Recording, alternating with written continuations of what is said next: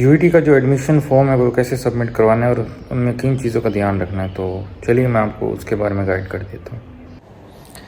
सबसे पहले आपने आ जाना है अपने कंप्यूटर की स्क्रीन पर।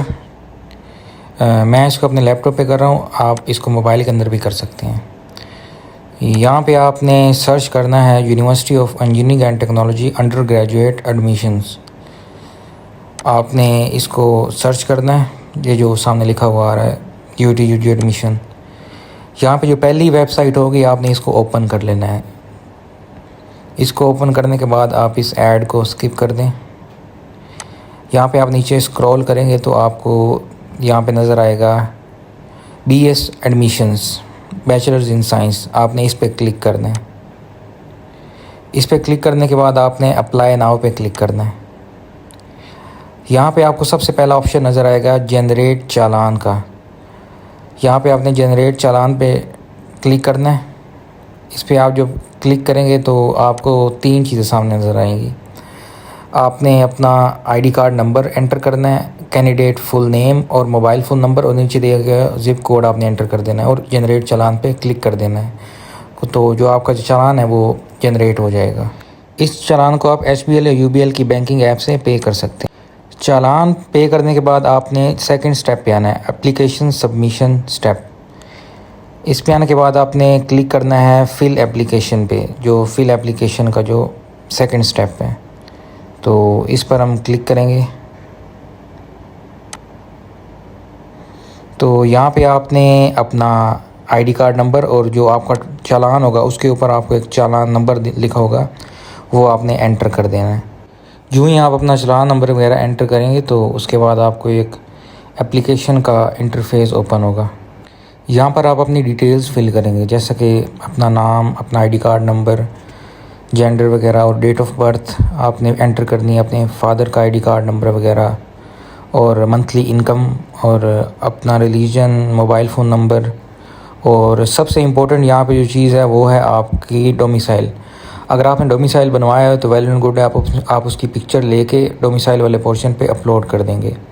लेकिन अगर आपने अभी तक डोमिसाइल अप्लाई ही नहीं किया और अभी तक आपने बनवाया नहीं, तो आप जल्दी जल्दी उसको अप्लाई करें, और जो आपको वो टोकन देगा डोमिसाइल का, वो आप डोमिसाइल की जगह आप उसको पुट करेंगे तो वो ऑटोमेटिकली हो जाएगा। फिर आप जब आप जाएंगे एडमिशन के लिए, डॉक्यूमेंट्स वेरिफिकेशन के लिए, तो आप उनको अपना जो डोमिसाइल है तब तक आपका बन गया होगा तो आप उनको जमा करवा दीजिएगा। अभी तक के लिए आप सिर्फ डोमिसाइल के टोकन का इस्तेमाल कर सकते हैं, वो आपके लिए ठीक है। उसके बाद आप आएंगे एजुकेशनल इन्फॉर्मेशन वाले ऑप्शन पे। यहाँ पे आप सबसे पहले अपनी मैट्रिकुलेशन की जो डिटेल्स हैं, अपने बोर्ड, उसका रजिस्ट्रेशन नंबर और दूसरी चीज़ें, रोल नंबर वगैरह, और टोटल मार्क्स और ऑब्टेन्ड मार्क्स वगैरह, वो आप फिल करेंगे, और अपना जो रिज़ल्ट कार्ड है मैट्रिक का वो भी अपलोड करेंगे। उसके बाद फर्स्ट ईयर का आप एंटर करेंगे, उसके मार्क्स वगैरह और रिज़ल्ट कार्ड, और ये भी आप इसी तरह अपलोड कर देंगे जिस तरह ये मैंने अपलोड किया हुआ है। ये अपलोड करने के बाद अगर आपने अपनी सेकंड ईयर कंप्लीट कर लिया तो आप उसका कंप्लीट डाटा एंटर करेंगे। लेकिन अगर आपने कंप्लीट नहीं की तो आप सिर्फ जो उसका रोल नंबर वगैरह है, सेकंड ईयर का आप एग्ज़ाम दे चुके हैं, और रोल नंबर के साथ आप जो अपनी रोल नंबर स्लिप है वो अपलोड कर दीजिएगा।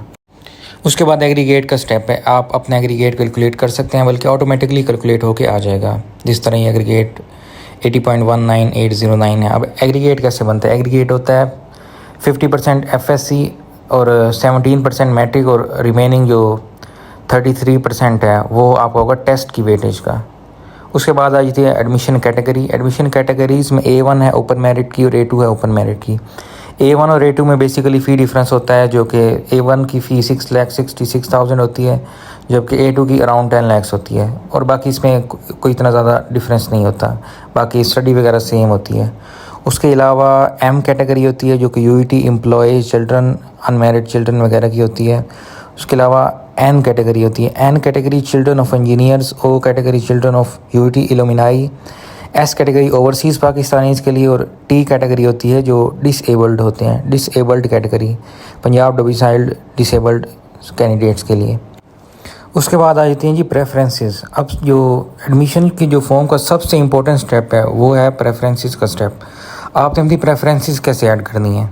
प्रेफरेंसेस में A1 कैटेगरी हमेशा लॉक्ड होगी। A1 जो कि हाई मेरिट की कैटेगरी होती है, इसकी फ़ी कम होती है, तो वो हमेशा लॉक्ड होगी आपकी ऑटोमेटिकली।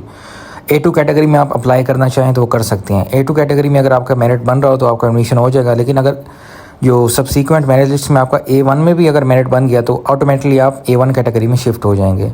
आप इसमें ज़्यादा से ज़्यादा जो प्रेफरेंसेस हैं वो ऐड करें, मेन कैंपस में भी करें और सब कैंपसेस में भी करें, ताकि अगर आपका मेरिट मेन में ना बने तो आपका सब कैंपस में एडमिशन हो जाए।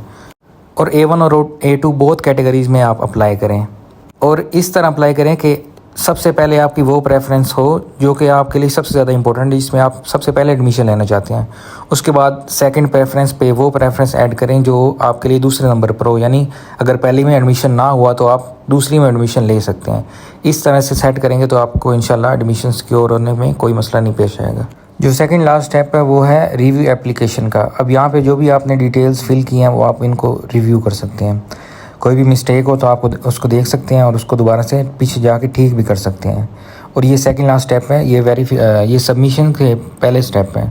तो अभी आप जो भी गलती अगर आपको कोई हो गई है तो आप उसको ठीक कर सकते हैं, लेकिन एक बार एप्लीकेशन सबमिट हो जाएगी तो फिर आपके लिए दोबारा उसको एडिट करना पॉसिबल नहीं होगा। और फाइनल स्टेप में आप अपनी एप्लीकेशन को सबमिट करवा देंगे। सबमिट करवाने के बाद आप अपनी एप्लीकेशन को प्रिंट भी कर सकते हैं। यहाँ पे जैसे डिक्लेरेशन वगैरह और फॉर्म वगैरह आपके सामने शो हो रहा है। तो जब आप अपनी एप्लीकेशन को सबमिट करवा देंगे तो उसके बाद आपके सामने एक पेज ओपन होगा। इस पेज पे आप देख सकते हैं आप एप्लीकेशन सबमिट हो गई है, एप्लीकेशन सबमिटेड सक्सेसफुली। सो अभी जो मैं आपको दिखा रहा हूँ ये है सिक्योरिटी स्टेटस प्रोविजनली अप्रूव्ड, लेकिन जब आप अपनी एप्लीकेशन सबमिट करवाएंगे तब प्रोविजनली अप्रूव्ड नहीं लिखा होगा, बल्कि लिखा हो क्या आएगा, स्क्रूटनी स्टेटस पेंडिंग। अब स्क्रूटनी स्टेटस पेंडिंग का मतलब है कि अभी आपकी एप्लीकेशन वेरीफाई होगी university of engineering and technology की मैनेजमेंट की तरफ से। लेकिन 1-2 दिन के बाद जब आप दोबारा अपने पोर्टल पे लॉगिन करेंगे तो आपको लिखा हुआ आएगा कि आपकी एप्लीकेशन सक्सेसफुली प्रोविजनली अप्रूव्ड हो गई है, यानी कि यूईटी की जो मैनेजमेंट है उन्होंने आपकी एप्लीकेशन को चेक किया है और आपकी एप्लीकेशन को अप्रूव कर दिया है। लेकिन अगर किसी रीज़न की वजह से आपकी एप्लीकेशन रिजेक्ट हो जाती है तो वहाँ पे पोर्टल के आपको लिखा हुआ आएगा कि आप किस वजह से आपकी एप्लीकेशन रिजेक्ट हुई है। तो आप उसको दोबारा से रिव्यू करें। कोई भी मिस्टेक है आपकी एप्लीकेशन फॉर्म में तो आप उसको करेक्ट करें। तो जब आप उसको दोबारा से सबमिट करवाएंगे तो आपकी एप्लीकेशन प्रोविजनली अप्रूव्ड हो जाएगी। सो इस तरह आप अपनी एप्लीकेशन फॉर्म को फिल कर सकते हैं, और जो भी डिटेल्स मैंने आपको बताई हैं आप इसको अच्छी तरह केयरफुली करेंगे तो आपको इंशाल्लाह कोई भी परेशानी का सामना नहीं करना पड़ेगा। Thanks for watching.